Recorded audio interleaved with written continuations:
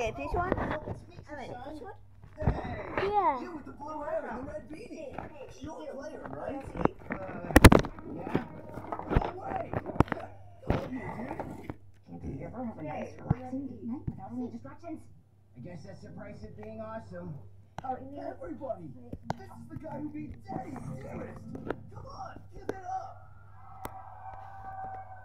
Whoa, he's a lot shorter than I imagined. Yeah, he's like... Get an education that fits your life and your budget with the most affordable college tuition in the state. NAU Online. New Witch of the Woods backpack and spiral notebook in the shop. Click the link below to get them before they're gone. To have you. Oh, hello, my geeks and peeps, my explainers and entertainers, my little oodle-lollies. Rebecca Barham here. I know exactly what you're thinking right now. You're thinking, Becca, why do you have that handkerchief bag on a pole, commonly referred to as a bendel that was popularized in the 1930s as a way to visually represent the impoverished migrant workers of the Great Depression? Are you running away? Now, what would give you an idea like that? I'm just out for a picnic. However, if you care to join me, I'll tell you a story about running away. I believe every single one of us as children went through phases. Some of us had a dinosaur phase, a pony phase, a space phase, any period of time where you got particularly fixated on a subject or idea. Come to think of it, I don't think we ever stopped going through phases. Now, I know you're not going to believe this, but as a kid, I was kind of weird. Breaking news! An adult artist was weird as a kid. This and a new research study showing that YouTubers are not as energetic in real life as they are in their videos. More at 8. Alright, yes, it's no surprise to anyone that I was a weird kid. And one of the really bizarre phases I went through around the 3rd grade was this idea of running away from home. To play this game, I would tie up some things into my baby blanket, hang it from a stick over my shoulder, and pretend I was leaving home. Mostly by going into a different room. In fact, at one point, I began to lock myself in the bathroom and pretend it was my tiny little house in the woods. Running away to a house in the woods.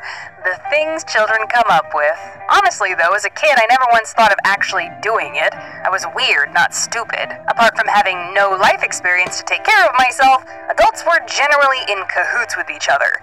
The grand majority of them had this belief that kids shouldn't be walking around outside by themselves or some such tyrannical nonsense. I knew I'd never get out of the neighborhood without a concerned adult picking me up and returning me to a very angry set of parents, so no, I had no intention of running away. But Mom and Dad didn't know that. I don't know what got into me, but one day I wanted to play a practical joke on my mom, and I enlisted the help of my sister to do it.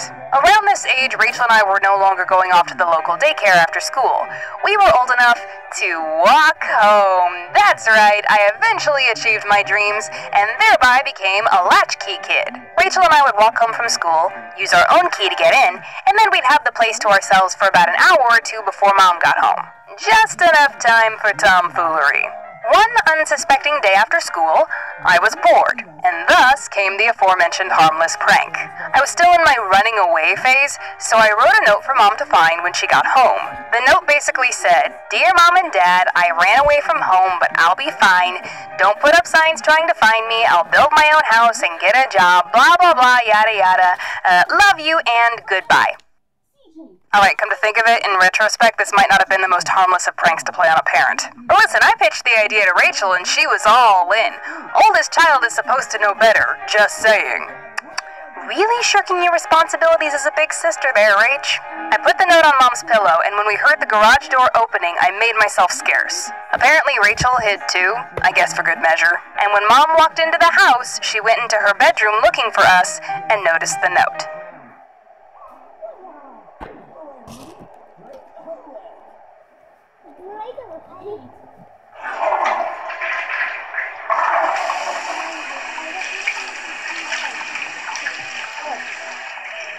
Mom, did you read the letter? Yes. Weren't you gonna go out and look for her? Oh, well, I figured she'd come back when she got hungry. Oh, the care and concern I felt from my loving mother in that moment. Obviously, Rachel and I were disappointed. But then Mom got an idea. An awful idea. Mama got a wonderful, awful idea. meet your dad. You know, parents may not always be cool, but sometimes they're pretty cool. Our prank had been given life once more, and when Dad came home, Mom met him at the door and put on her best acting chops. Oh my gosh, I found this letter on my pillow. I think Becca ran away. What? Yes, look. What did you do? Did you say something to her? No, he actually did that. He blamed my mom immediately. No, I did not. Rachel, have you seen your sister? No, she walked home ahead of me. I haven't seen her. And the Academy Award goes to these two because Dad bought it hook, line, and sinker. Dad naturally was very upset and flustered. I mean, the man thinks that his daughter is wandering the streets alone and cold and hungry and probably being eaten by coyotes or squirrels or something, I don't know. So he declares, "We must go forth and return the second born to her rightful place in these the hallowed halls of Castle Perim." Okay, I wasn't in the room at the time, but I'm pretty sure that's what he said. In his mind. Either way, he told my mom and sister to get ready for the search. But before the harrowing journey could commence, he had to make a pit stop at the bathroom. Now up until this point, Mom and Rachel had done their parts perfectly, but leave it to me to mess up the joke. The joke that was my idea. For you see, there was a wealth of hiding places in that house. Any number of spots would have sufficed. But I chose possibly the worst place apart from just standing out in the open with a lampshade on my head. I picked my mom and dad's shower that had a frosted but still very transparent glass door. So when Dad walked into the bathroom... Let's end this mayhem right here, right now.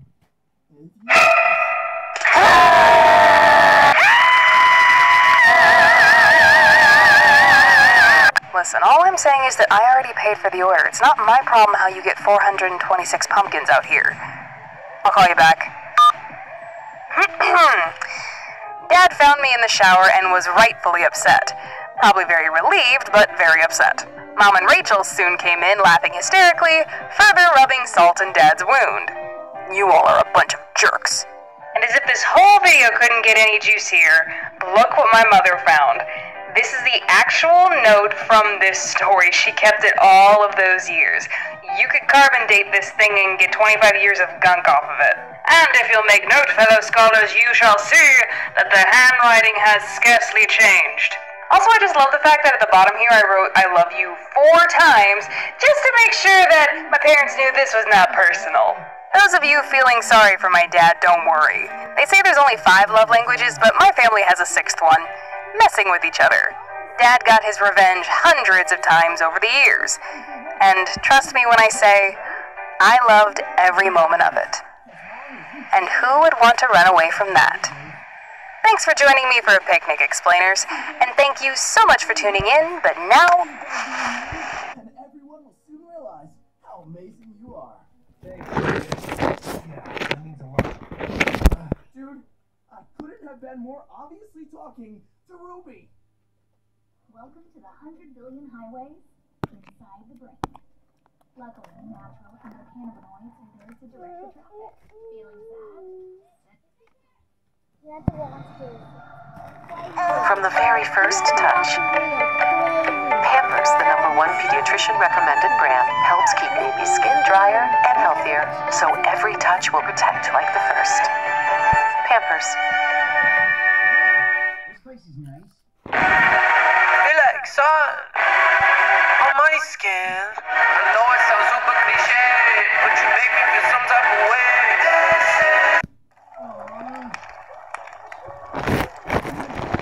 I'm pretty sure adulthood is a lie we tell ourselves. When you're an adult, you're supposed to have things figured out. You're supposed to know what's going on. You're supposed to be organized, responsible, and never do anything stupid. Extra, extra, read all about it. Another adult does something stupid and ruins everything.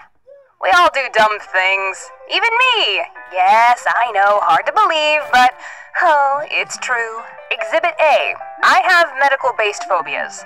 That's not the dumb part. For some reason, I'm fine with just blood by itself, but one of the things that does provoke this phobia of mine is hypodermic needles and injections. Getting a good old jab in the arm. So naturally, I've run into the problem of nearly fainting every single time I need a shot or my blood drawn. But I have found a solution, and here is the stupid part. In order to not faint while being stuck with a needle, I have to sing. Don't look at me like that. It's either deal with a lifeless body on your floor or listen to some show tunes. So as it goes, anytime I need a shot or my blood drawn, this conversation happens. Hey, I know this is gonna sound weird, but in order to keep myself from fainting, I have to sing to distract myself. Oh, don't worry about it. Do what you have to. Thanks.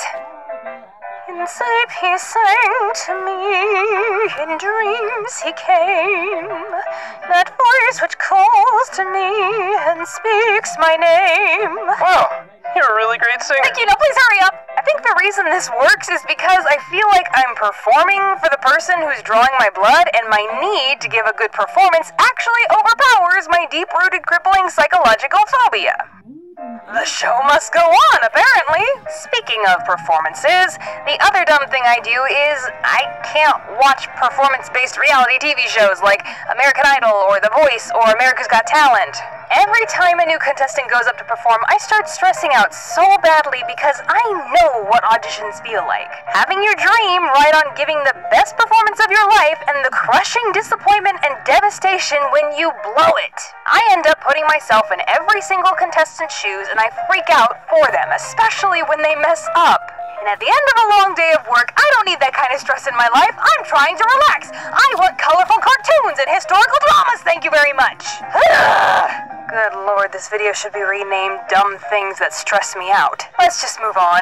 Yet another dumb thing I do is, whenever I'm taking a flight, I have to touch the outside of the airplane before I get on. And I honestly don't know why. I hear this one is more common than you think, and a lot of people do it out of superstition or as a quick prayer for safety, but I don't know why I do it. Routine, maybe? Tradition? Because I am never going to be on a plane hitting rough turbulence thinking, well, we're dead. If I had just touched the outside of the plane, we'd be hunky-dory right now. No, I'm never gonna think that. Actually, come to think of it, I don't know what I would do if I ever forgot, because I've never forgotten. But I imagine it would go something like this. Alright, everyone, we're about to close the cabin doors, so please be... Wait a minute. I didn't touch the outside of the plane. Or the seat in front of you. We can't take off! Ma'am?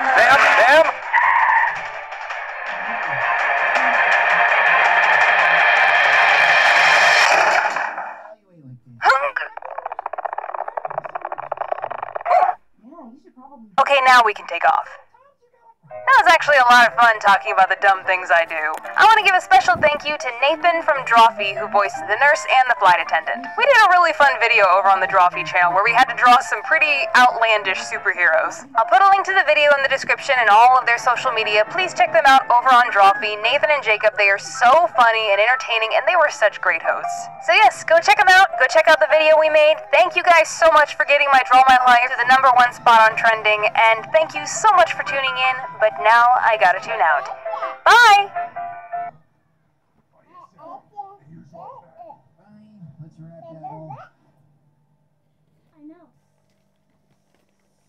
Ah, the backyard. The personal wonderland of suburban kids everywhere. A place of curiosity and imagination. A minefield of anthills and lost Hot Wheels. A peaceful refuge where the greatest childhood memories are made. She did it! Hello, my geeks and peeps, my explainers and entertainers, my little oodle-lollies. Rebecca Parham here. Backyards are great. They have grass and trees and fences. To a kid, they could be the plains of Africa, the jungles of Papua New Guinea, the great wilderness of Alaska, or the perfect place for a treehouse. Can I just go on record to say that I freaking love treehouses? I mean, look at these. They're mystical and woodsy and full of character. And away from people. Look at this one. I want to live there. I want to hook it up with Wi-Fi and a sauna. I want all the local kids to call me the Witch of the Woods and tell stories about how I'll steal your toes if you get too close to my house. I want to be a ghost story. Wait, we're off topic. Backyards. A staple of suburban living. I lived in suburbia as a kid, with all the trimmings. Neighborhood kids to play with, nearby woods to explore, a school I could walk to and from. And you can't forget your standard issue bully that lives up the street. My bully kid was named Jocko. Now, Jocko wasn't your run-of-the-mill bully kid. You know, the big thundering monsters that you stay away from at all costs, like a Canker Sister or a Flats the Flounder. No. Jocko was more like Buford from Phineas and Ferb. Still a bully, but one that got involved in the adventures, and you invited over for a game of baseball sometimes. He was a weird one for sure. One time we were over at his house in his backyard, and he needed to, release the hounds. But instead of going inside and doing his business like a normal person, he popped a squat right there in the grass and made fertilizer. And then his dog ate it. He also once found a lighter in our backyard and decided that he wanted to make a campfire. And my sister and I were just like, yeah, sure, sounds fun. At some point during our tomfoolery of gathering things to incinerate in our campfire, Jocko wanted to act all tough, so he pointed the lighter at me and my sister and lit it. Just so happens, at that moment, my mom looked up from doing the dishes and saw that through the kitchen window, and she ran out screaming at us. Unsurprisingly, Jocko had to go home. Glad she caught us, too, because we weren't even messing around at that point. We were gonna light a frickin' fire. Give the hellfire and brimstone preacher something to talk about, if you know what I mean. Lord, save us from the unholy demons known as the Param children, thank you, Jesus. Actually, my dad did call me a firebug sometimes when I was a kid because I tended to like fire, and still kinda do. Hey, it's warm and pretty and gets rid of evidence. Everything you want in a boyfriend. But the big story that I remember about Jocko was the tree incident. One day, my sister and I were playing baseball with Jocko in our backyard when one of us hit the ball over the fence into the neighbor's yard. Our neighbor wasn't home and their backyard gate was locked, so Jocko came up with a bright idea. He began climbing our giant oak tree so he could swing over to the neighbor's tree, climb down, and retrieve the ball.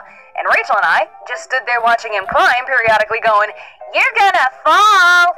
We're gonna have to call the fire department to get you down!" Which I think only strengthened his resolve to make his brilliant plan work because he just kept climbing. Now strap in for this one, explainers, it gets good. When he got close to the neighbor's tree and was about 15 feet off the ground, he grabbed a pencil-thin branch in his hands and actually tried to swing to the neighbor's tree like he was freaking Tarzan. Apparently, Jocko has never seen a Wile E. Coyote cartoon because then he would have known better. Who says cartoons rot your brain? Guess what? The branch snapped.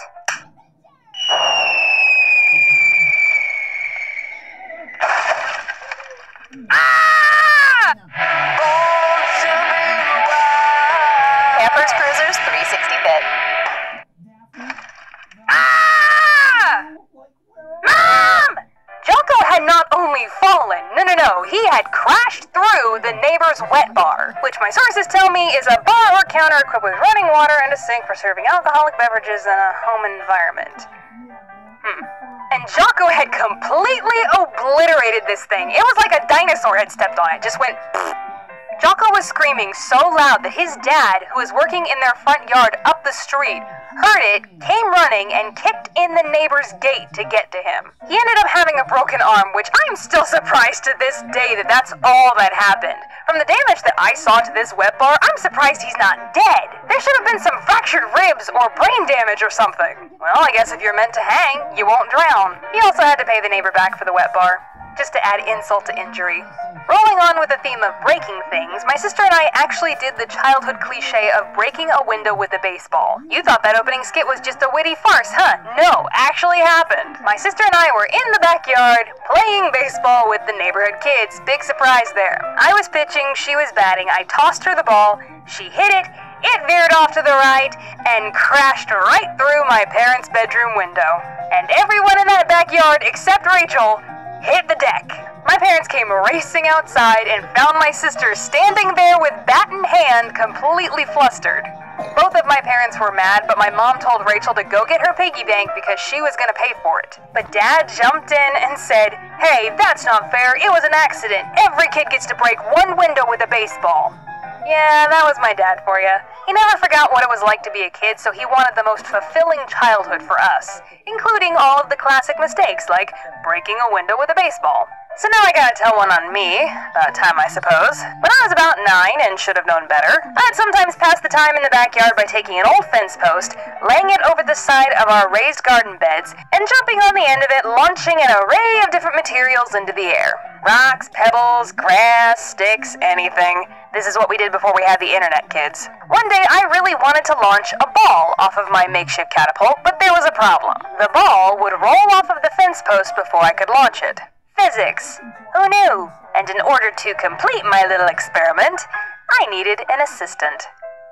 Oh, David! My little brother David was about 3 at the time and was very susceptible to suggestion, which worked out perfectly for me, not so perfectly for him. I told him on the count of 3 he was going to put the ball on the fence post so I could quickly jump on the other end before it rolled off. Simple enough, wouldn't you say? But when I counted to 3 to commence our experiment, he did something a little unforeseen.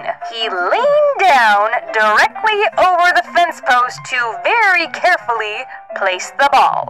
And by the time I looked over and saw him doing that, it was too late. My entire weight came down and the fence post smacked him right in the face. Well, I'm dead. I bequeathed everything to my Teddy Ruxpin. David rightfully screamed at the top of his lungs and ran inside to Mom and Dad, who were not happy at all. David's whole face swelled up, and there was a puncture wound on his cheek that was maybe an inch away from his eye, and he still has a scar there to this day. I got in a lot of trouble, and my parents yelled at me that I could have blinded him, even though it was an accident and he wasn't supposed to put his face over the catapult. But I felt really bad, to the point where I still felt bad years later into adulthood when someone would bring up this story. But now, I've animated it and shown it to 1 million people, so it holds no more power over me anymore.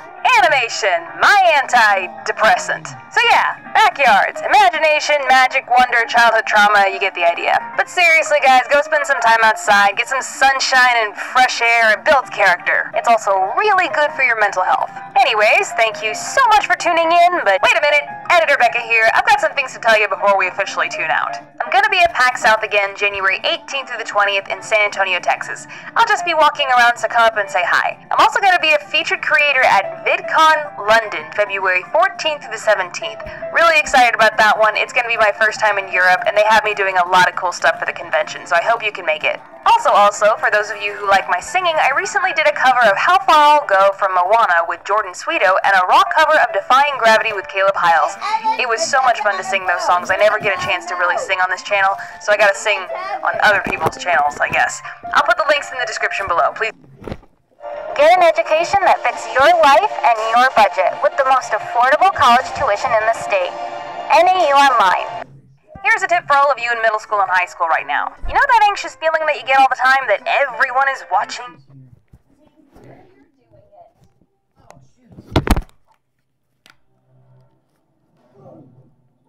What's wrong, Scoob?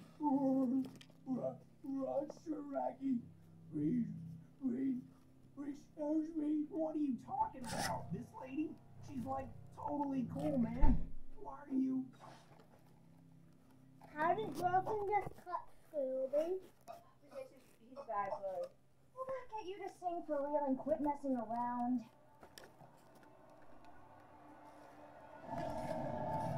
You have no idea what you've done. You killed my best friend. Yes, Shaggy. I can feel your anger. It makes you stronger. Gives you focus. Girlfriend, when this is over, I'm gonna have a lot of questions.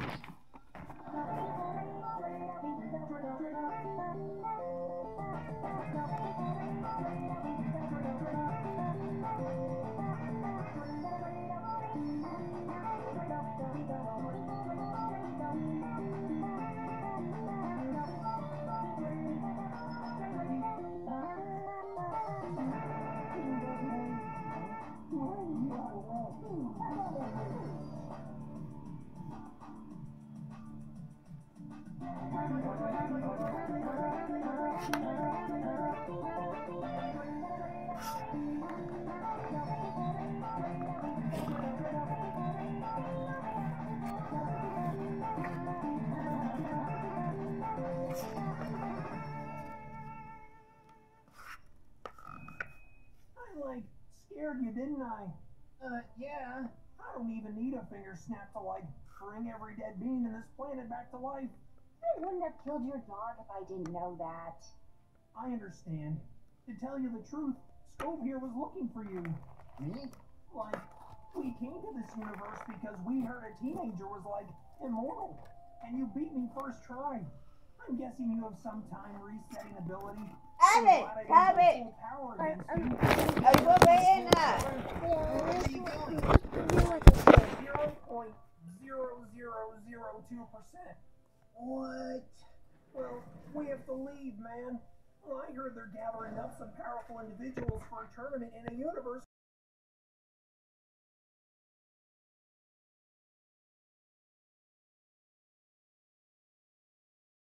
Goobs. Oh, and next time you cut Scooby in half, you're not gonna act like Satan's my only option. Leave the rest of their friends behind? This is why you should never meet your heroes.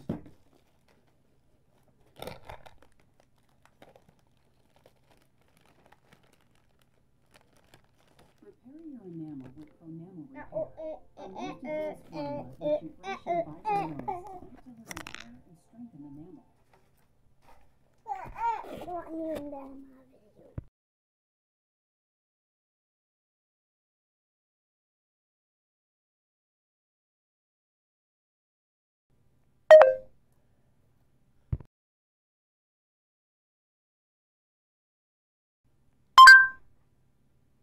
This rock looks like I could just push it.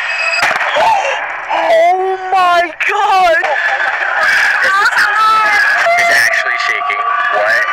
Yeah. It's just... I brought salt and vinegar tips up to the mountain and apparently it's blown up in the air. Pressurized. Why is it like this? No! How? Oh my god, it feels like a balloon! I can't really open it. Go. Hard balloon. Oh, that was... Hey, give me in! Alright, taste test. What the? Never bring salt and vinegar chips to a mountain. Or else it might look like this. You wanna try? Yeah. Here. What the? Try it, Lex. Try it. Ow. Want salt and vinegar cheap? Sure. Tastes like a leaf. Oh, kidding. See if it blows in the wind like a leaf. Not quite.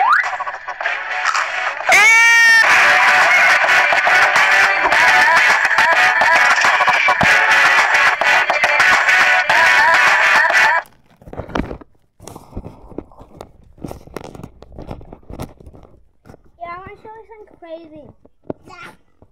No. I tried to put shells on, using the shirt in order to put on.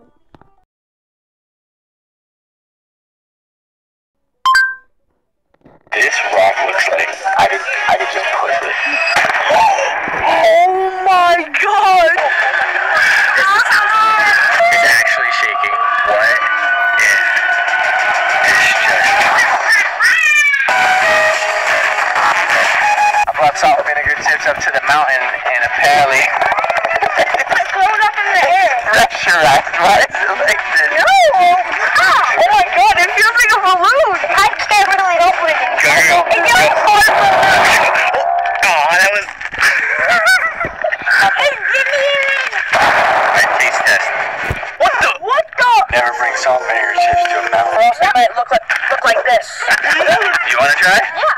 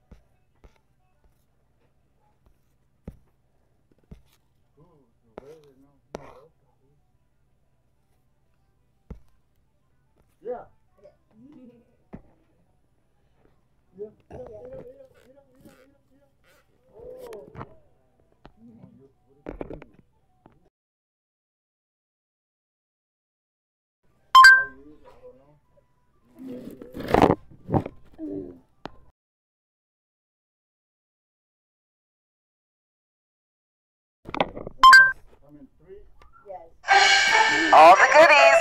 All the, oh, that's good. Make it an all Aldi holiday. Relax, son. On my skin. I know it sounds super cliche, but you make me feel some type of way. Last time on Hobby Spy, it was the case of Hobby Wormy. Hobby Spy was then sent to prison, but he figured out that he needed to find the blue feathers. Oh yeah, and this happened.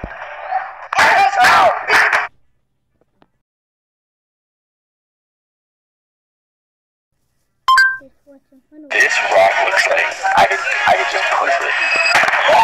Oh my god! It's actually shaking. What? Yeah.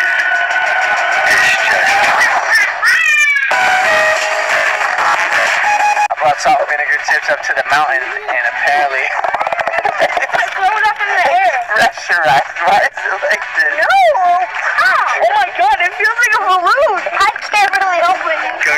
It's hard balloon. Oh, that was... Alright, taste test. What the?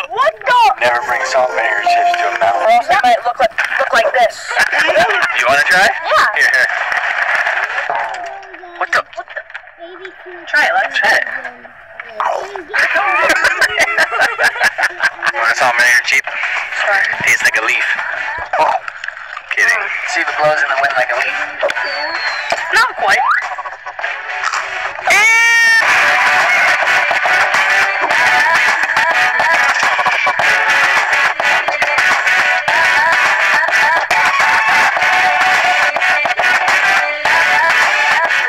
Scared?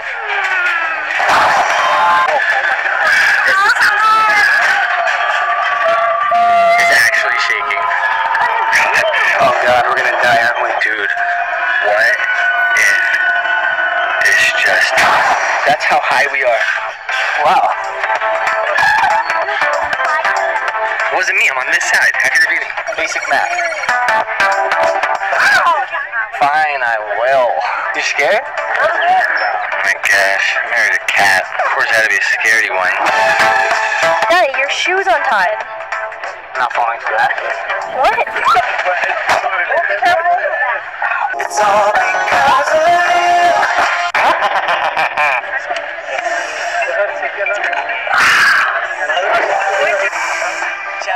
I should have tied my shoes. Nope. It's only two of us now. Wow, higher altitudes makes me taller. Wait, what? What's going on?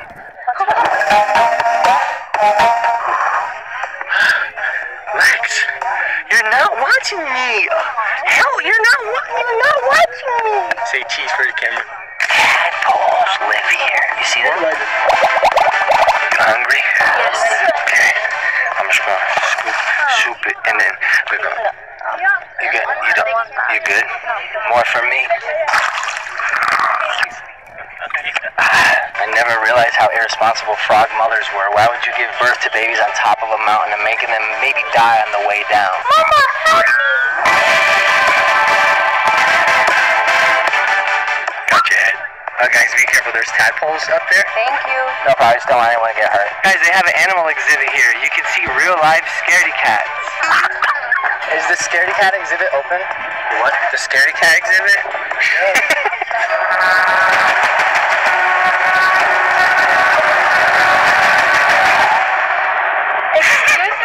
This rock looks like I could just push it. Oh my god. It's a beautiful picture. Nice. Can you record this? I'm gonna try to sneakily try to push the rock off the mountain. Okay. Sneakily record it. Oh, such a lovely day. I'm just gonna... Nope. I got an itch. I'm gonna go back to the gym. Yeah, you need to. That's me. Alright, now let's try. Alright. Oh my gosh, you did! This bridge is more secure. Hop it. Where does this lead?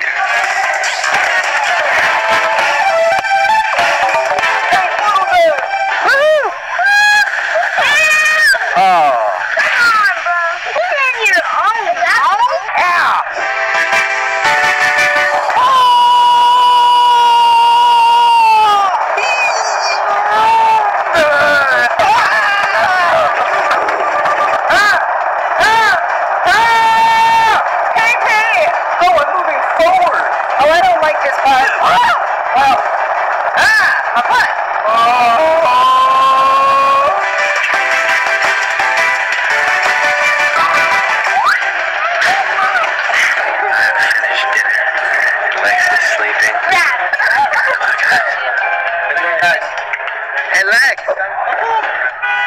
Lex, come on! Wow! Lex! Let me play the organ. Hey, stop here!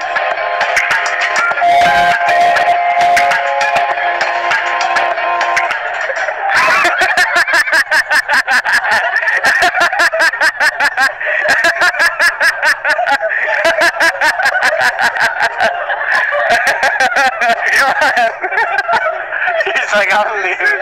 Dad, you're taking the car to crash on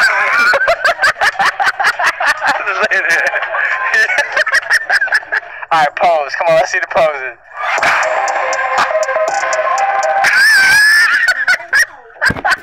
Alright, go, go, go.